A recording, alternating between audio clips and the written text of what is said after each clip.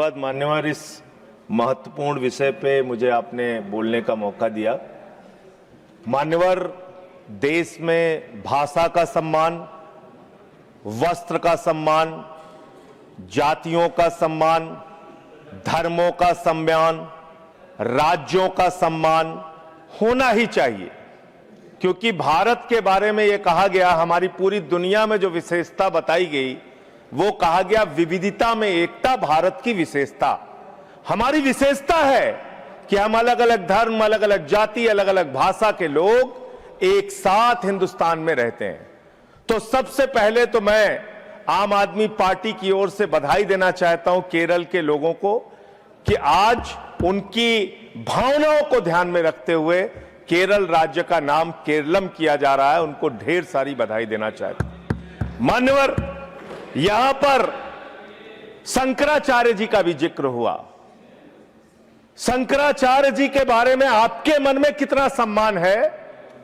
उत्तर प्रदेश में अवमुक्तेश्वरानंद जी पे झूठा पॉक्सो का मुकदमा लिखा। This is going out of the topic. Sir, I cannot allow. Sir, Shankaracharya ji का जिक्र हुआ। This is not on Kerala. माननीय Sanjay ji, this is not on Kerala. मेरा टाइम जा रहा है sir. No, sir, please on Kerala. On Kerala. Kerala पे। Sir, UP, Kerala. Keralam आपने नाम रखा, बहुत अच्छी बात है। Please. लेकिन केरल के लोगों की पीड़ा के साथ भी आप खड़े हुइए, वहां के विकास के साथ, वहां की शिक्षा के साथ, वहां की स्वास्थ्य की व्यवस्था के साथ केंद्र सरकार की जितनी अधिक से अधिक मदद हो सकती है उस राज्य को पहुंचाने का काम कीजिए मान्यवर। लेकिन मुझे बहुत अफसोस के साथ कहना पड़ रहा है, जब वहां बाढ़ आती है, जब वहां लैंडस्लाइड होता है, जब वहां राष्ट्रीय आपदा होती है, केंद्र की सरकार दोनों हाथ पीछे खींच लेती है और राज्य की कोई मदद नहीं करती। यह भेदभाव आप केरल के साथ कर रहे हैं, यह भेदभाव आप केरल के साथ कर रहे हैं। तो इसलिए अगर नाम बदलने जा रहे हैं तो चरित्र भी बदलिए, अपने काम करने का तरीका बदलिए। सिर्फ नाम बदलने से काम नहीं चलेगा। फैजाबाद का नाम मान्यवर sir, again we are going out to sir, अरे नाम बदला जा रहा है तो कुछ तो बोलने दीजिए सर। सर, फैजाबाद का नाम अयोध्या रखा गया। हमने सोचा प्रभु श्री राम के चरित्र का पालन करते हुए, उनकी मर्यादाओं का पालन करते हुए, प्रभु श्री राम के नाम से प्रॉब्लम सर, राम का नाम नहीं ले सकते हम लोग। मैंने सोचा अयोध्या नाम रखा गया, प्रभु श्री राम की मर्यादा का पालन होगा, लेकिन राम के मंदिर के चढ़ाव में चोरी हो रही है, चोरी हो रही है, चोरी हो रही है। सर, खत्म कर रहा हूं सर, खत्म कर रहा हूं सर, खत्म कर रहा हूं सर। मैं आपके माध्यम से अंत में फिर से एक बार यह कहना चाहता हूं, आप बहुत अच्छा फैसला कर रहे हैं। नामों को बदलने का काम आप करते हैं, लेकिन काम को बदलने का भी काम करिए। राम राम जपना, पराया माल अपना छोड़ दीजिए। Thank you. सभापति महोदय, हम सभी जानते हैं कि हमारे देश का नाम भारत है।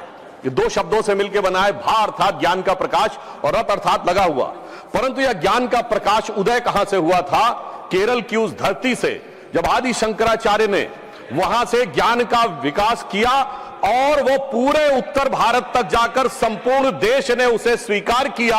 और मैं कह सकता हूं कि भारत के इतिहास में यदि अगर कोई एक विजय रही है जिसे धर्म विजय कहा जाता है, तो वो केरलम की धरती से आदि शंकराचार्य जी ने जाकर संपूर्ण उत्तर भारत ने उसे स्वीकार किया। There was no victory from north to south, there was only dharma vijay from south to north.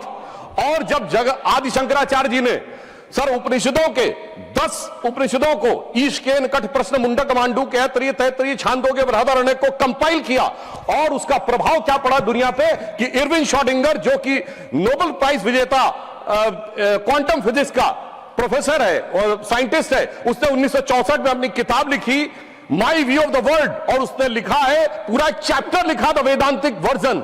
और अगर वो वेदांतिक वर्जन पहुंचा है, द उपनिषदिक वर्जन पहुंचा है, तो वो आदि शंकराचार्य जी के माध्यम से। मैं कह सकता हूं सर, केरलम ने बताया कि ट्रस्टीशिप का कॉन्सेप्ट कोई मैग्ना कार्टा से नहीं आया। वहां के ट्रावनकोर के शासक कहते थे कि पद्मनाभ स्वामी हमारे शासक हैं, हम तो सिर्फ सेवक हैं। The concept of trusteeship arouse from Keralam, not from England. दूसरी बात मैं बताना चाहता हूं महोदय, केरलम के अंदर वो ज्ञान का प्रतीक था जिसका उल्लेख अभी आदरणीय तरुण चुग जी ने किया। डिफरेंशियल कैलकुलस और इंटीग्रल कैलकुलस जिसका क्रेडिट न्यूटन को दिया जाता है, मैनचेस्टर यूनिवर्सिटी ने 2007 में माना कि 250 साल पहले केरल स्कूल ऑफ मैथमेटिक्स में वो पूरी चीजें स्थापित थी, माधव की सारणी स्थापित थी। मगर अफसोस सभापति महोदय, उसका 2007 में मैनचेस्टर यूनिवर्सिटी ने कह दिया, मगर वो दुनिया के सामने हमने स्वीकार करना 2014 के बाद शुरू किया। फिर मैं यह भी बताना चाहता हूं केरलम ने क्या दुनिया को दिया। Sir, history of Keralam by Padmanabha Menon ने अपनी किताब में लिखा है जब जेमरिन राजाओं और पुर्तगालियों के बीच में संधि समाप्त हो गई और यह तय हुआ युद्ध कैसे होगा, तो जेमरिन राजाओं ने कहा हम युद्ध की शर्तें बताते हैं, युद्ध बाहर होगा, हम जब तक नगाड़ा बजाएंगे आपके कहने के बाद ही अटैक करेंगे, कोई महिलाओं के साथ अत्याचार नहीं करेगा, कोई लूटपाट नहीं करेगा। तो सर जानते हैं पुर्तगीज ने क्या कहा? They are talking about the war और talking about the sports tournament. Sir, ये वियना कन्वेंशन से नहीं आया, कॉम्बेटेंट और नॉन कॉम्बेटेंट, वो अगर आया तो केरलम की धरती से आया। तो मैं कह सकता हूं सर, अगर वास्तविकता में, और आज भी हमारे यहां इसको परशुराम क्षेत्र कहा जाता है, ये माना जाता है भगवान परशुराम ने अपना फरसा फेंका था और वहां से वो भूमि निकली।